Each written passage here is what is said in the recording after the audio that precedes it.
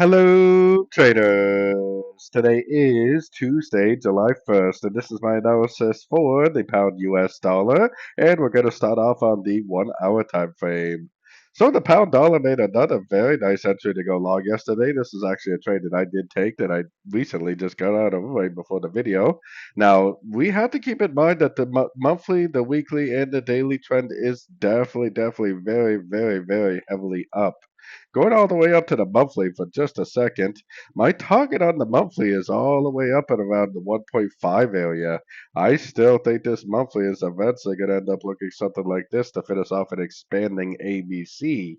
Now, that doesn't mean there's not going to be pullbacks. It definitely should be pullbacks.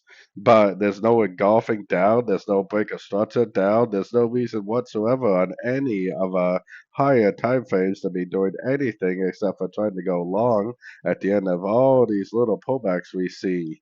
The market will tell us when it's ready for a pullback by giving us like a break of structure and an engulfing move down on like the daily.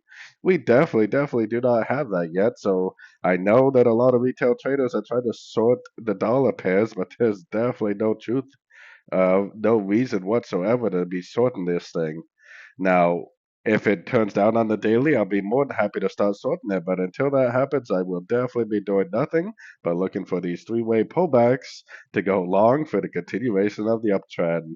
The trend is your friend as always.